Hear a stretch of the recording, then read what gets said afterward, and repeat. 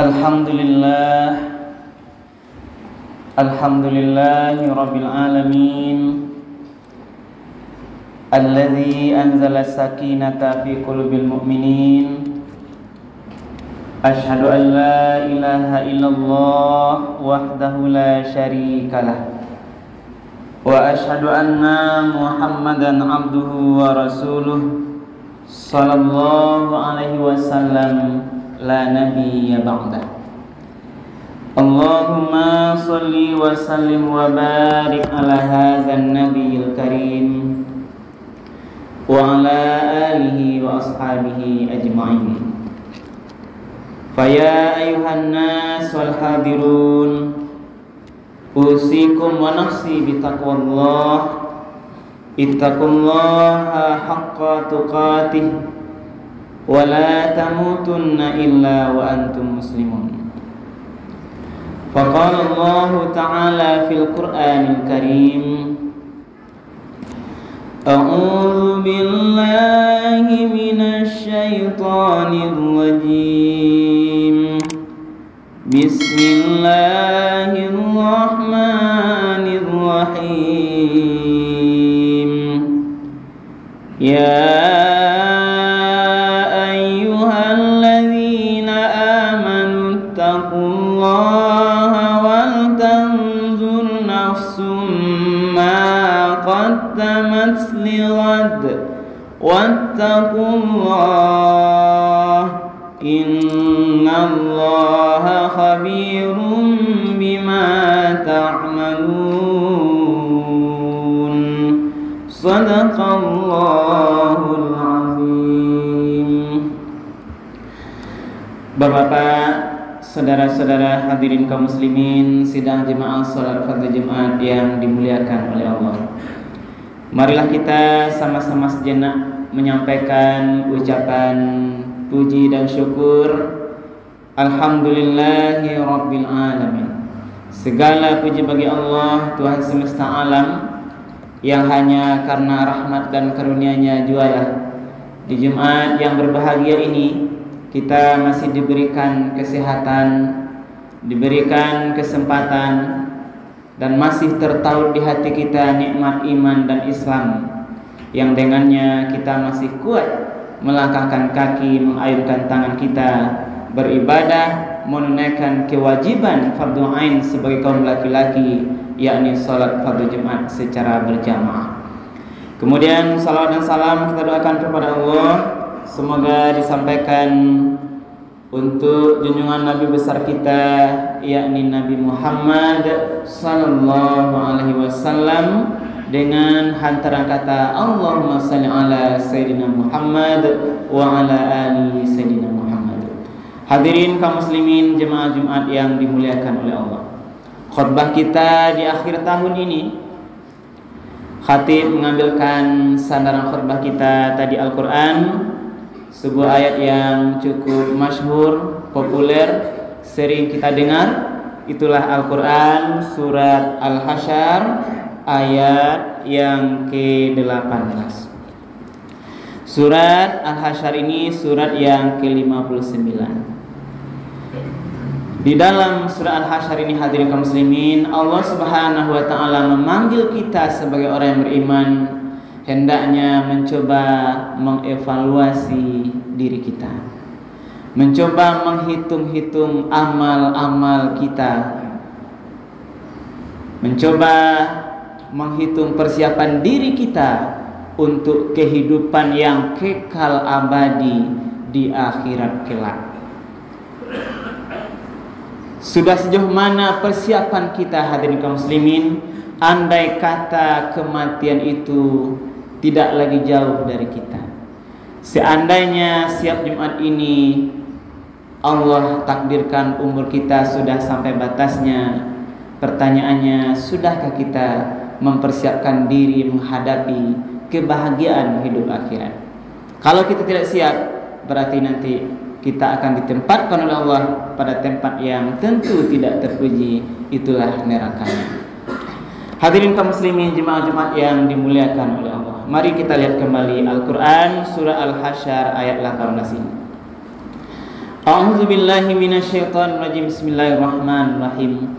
Ya ayyuhallazina amanu, wahai orang-orang yang beriman, wahai jemaah-jemaah yang sudah mengaku beriman. Wal tanzur, pertama wattaqullah. Ya ayyuhallazina amanu taqullah.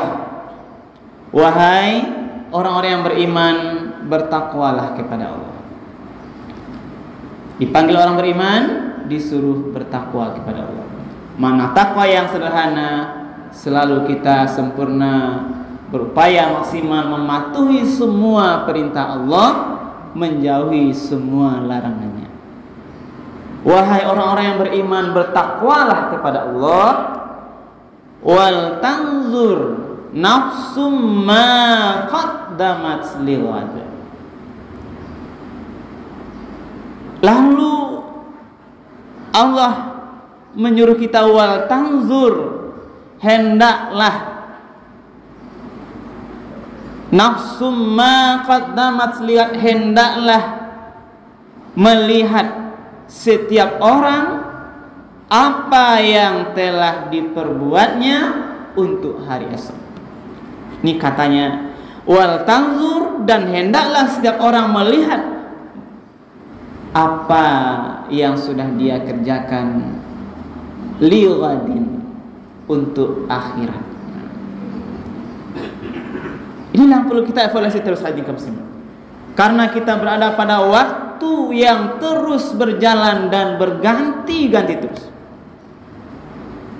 Dari detik, menit, jam, hari, minggu, bulan, tahun itu akan berputar terus lagi. Perputaran waktu yang Allah dalam surat Al-Asr bersumpah dengan waktu ini. Wal asr, demi waktu. Berarti waktu ini Allah pakai kata sumpah, huruf qasam. Berarti mari kita perhatikan sungguh-sungguh terhadap waktu ini. Jangan lalai dengan waktu ini. Karena ayat berikutnya, innal insana lafi khusrin. Dengan waktu yang Allah bersumpah inilah, innal insana, Allah katakan sesungguhnya. Ini makna sesungguhnya berarti sungguh-sungguh. Insana, manusia-manusia itu. Lafi, dipakai lagi la oleh Allah.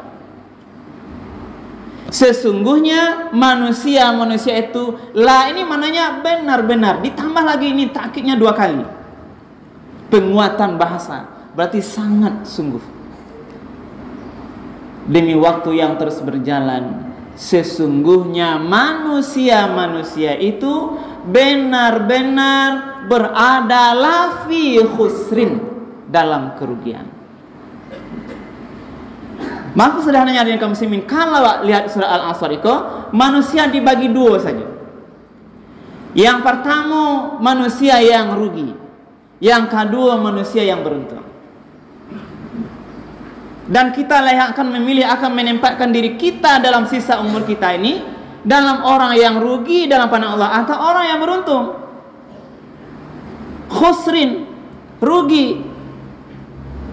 Lalu Allah katakan rumusnya. Kalau tidak mau rugi, ada 4 rumusnya. Yang pertama, illal ladzina amanu, beriman kepada Allah. Iman tidaklah akan didapatkan kecuali dengan ilmu, hadirin kaum muslimin. Berarti kita perlu berilmu terhadap ketauhidan, berilmu terhadap mungkin sifat-sifat Allah, karena itu nanti akan mengontrol kita. Bagaimana sifat 20 Allah itu? Allah Sami', Allah Basir, Allah Alim. Andai katalah kita tahu, hadirin kaum muslimin, Allah itu Basir, Maha melihat, kita aplikasikan dalam kehidupan ini, kita tidak akan mau berbuat dosa karena Allah melihat kita dimanapun kita berada. Tidak ada tempat yang sembunyi, hadirin kaum muslimin. Mau berbuat maksiat, takut kita karena Allah melihat.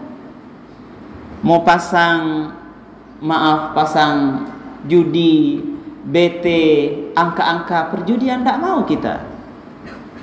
Berzina tidak mau kita, hadirin kaum muslimin. Minuman keras, mabuk-mabukan tidak mau kita, karena kita paham Allah alim, Allah tahu dimanapun berada, tidak ada satu ruang pun yang Allah tidak tahu. Inilah bagian keimanan. Inilah orang yang tidak rugi. Wa amilus solihat, beramal soleh, memperbanyak amal soleh, amal-amal kebaikan. Maka terhadap iman, amal soleh, ini dua bagian yang teruntuk pribadi seseorang muslim. Lalu tidak cukup penyelamatan diri, iman, amal soleh untuk dirinya itu, maka dikatakan di sana berikutnya adalah wa tawasau bil haqq. Maka manusia yang tidak rugi itu perlu dia berdakwah pada orang lain, menyampaikan, saling mengingati dalam kebenaran, saling nasihat menasihati untuk mencapai tujuan yang benar. Tidak dibiarkan. Ini terutama adalah keluarga kita dulu. Nasihati internal, terutama diri kita dulu. Ibda binafsi. Dalam bahasa yang lain, ya ayyuhallazina amanu qu anfusakum, wahai orang beriman, jaga dirimu. Berarti dalam konsep penasihatan itu caliak ke dalam diri dulu. Ini namanya wal tanzur nafsun, melihat diri kita. Tataplah diri kita, hadirin kaum muslimin. Nasihati anak istri kita. Karena sebagai ayah yang beriman, sebagai seorang bapak, punya kewajiban amanah yang amat besar dunia akhirat. Kita nanti akan ditanya ketika kita tidak menegur istri kita buka aurat di hadapan orang lain. Kita nanti akan ditanya pertanggungjawaban bagaimana mendidik anak dalam agama. Lalai kita. Akan ditanya hadirin kaum muslimin, mungkin contohnya anak kita tidak bisa baca Quran. Di mana salahnya? Anak tidak mau sholat, di mana salahnya? Di mana titik awalnya ini? Inilah perlu bagian evaluasi kita. Wa tawasau bil haqq, menasihati dalam kebenaran, terutama untuk keluarga kita terlebih dahulu, baru yang lain. Inilah amar ma'ruf nahi munkar. Yang terakhir dalam ayat ini, wa tawasau bis sabr, saling menasihati dalam sebuah kesabaran, dalam kesabaran. Termasuk menasihati konsep iman, menasihati orang lain agar beriman pada Allah perlu kesabaran. Menasihati orang lain agar beramal soleh perlu kesabaran. Inilah konsep 4 tadi. Iman dengan ilmu, amal soleh, dakwah, kemudian sabar. Orang-orang inilah yang bisa beruntung, hadirin kaum muslimin. Maka kembali kita kepada ayat yang sebelum ini, ya ayyuhallazina amanu, wahai orang beriman, wa ittaqullah, bertakwalah kepada Allah, wal tanzur nafsum ma qaddamat ligat. Mari kita evaluasi terhadap amal apa saja yang telah kita lakukan terhadap kita hidup di akhirat kita. Karena dunia ini pasti akan fana, pasti akan hancur nanti. Kita juga pasti akan mati. Hadirin kaum muslimin yang dimuliakan oleh Allah.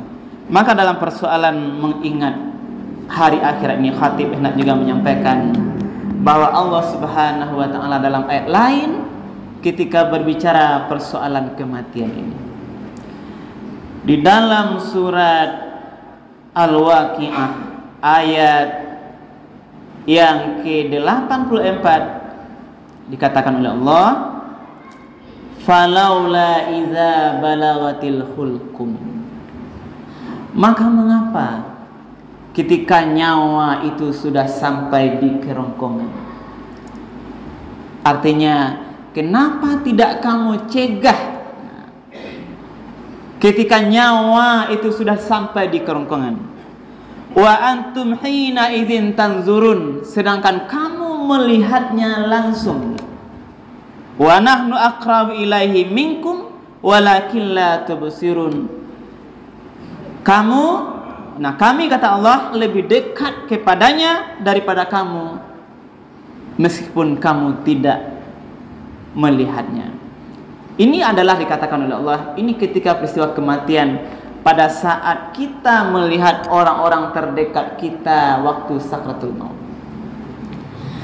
Amma awak, orang tua kita, saudara kita, tetangga kita, mungkin anak-anak kita, orang-orang tersayang kita. Ketika dia nampak oleh kita sakratul maut, sudah menghela nafas pada saat kematian, Allah katakan ini, falaula in kuntum ghaira madinin. Kenapa tidak kamu cegah ketika nyawa sudah sampai kepada kerongkongan terhadap orang-orang yang engkau cintai itu? Padahal kamu lihat, ini pernyataan Allah menyatakan bahwa ketika nyawa sudah sampai di kerongkongan, tidak akan ada lagi kekuatan apapun yang mencegahnya kecuali kekuatan Allah. Semua kita akan menghadapinya, hadirin kaum muslimin. Tidak bisa kita cegah. Nah, lalu falaula in kuntum ghaira madinin, maka mengapa pula sekiranya engkau menganggap ada kekuatan lain selain Allah yang berkuasa, yang bisa berbuat sekendaknya terhadap nyawa yang di kerongkongan itu, ketika dia sudah lepas, tarji'unaha in kuntum shadiqin, kamu balikkan lagi nyawa itu ketika dia sudah lepas. Ditantang oleh Allah. Lah di kerongkongan tidak bisa dicegah, lah lapeh meninggal, kamu tidak bisa lagi mengembalikannya. Maka makin takutlah kita kepada Allah. Ketika Allah berkehendak nyawa kita sudah lepas, tidak bisa ditahan, tidak bisa dikembalikan. Faiza jaa ajaluhum la yastakhiruna sa'atan wa la yastaqdimun. Kalau tiba ajal itu tidak bisa dimajukan atau dimundurkan walau sesaat. Mudah-mudahan bermanfaat, bisa memperkuat iman kita kepada Allah, perbanyak manfaat. Tabiru ya ulil absar la'allakum turhamun.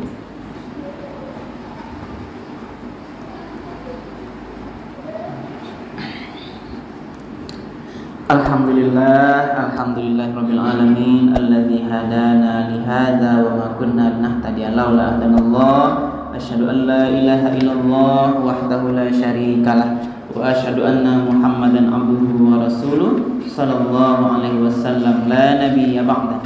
Allahumma shalli wa sallim wa barik ala hadzal nabiyil karim wa ala alihi wa ashabihi ajma'in. Fa ya ayyuhan nasul hadirun usikum wa nafsi bittaqwallah. Ittaqullaha haqqa tuqatih wa la tamutunna illa wa antum muslimun. Faqala Allah ta'ala fil Qur'anil Karim, a'udzu billahi minasyaitonir rajim. Bismillahirrahmanirrahim. Qul huwallahu ahad, Allahus samad, lam yalid wa lam yulad wa lam yakul lahu kufuwan ahad. Innallaha wa malaikatahu yusholluna 'alan nabi ya ayyuhalladzina amanu shallu 'alaihi wa sallimu taslima. Allahumma shalli 'ala Muhammad wa 'ala ali Muhammad kama shallaita 'ala Ibrahim wa 'ala ali Ibrahim wa barik 'ala Muhammad wa 'ala ali Muhammad kama barakta 'ala Ibrahim wa 'ala ali Ibrahim fil 'alamin innaka Hamidum Majid. Allahumma fil mu'minina wal mu'minat wal muslimina wal muslimat al ahya'i minhum wal amwat. Allahumma fil lana dhunubana wa liwalidayna warhamhuma kama rabbawna shighara. Allahumma arinal haqqa haqqan warzuqna ittiba'ah wa arinal batila batila warzuqna ijtinabah. Rabbana hab lana min azwajina wa dhurriyyatina qurrata a'yun waj'alna lil muttaqina imama. Rabbana atina fid dunya hasanah wa fil akhirati hasanah wa qina azabannar. Ibadallah, innallaha ya'muru bil 'adli wal ihsan wa ita'i dzil qurba wa yanha 'anil fahsya'i wal munkari wal baghi wa la dzikrullahi akbar.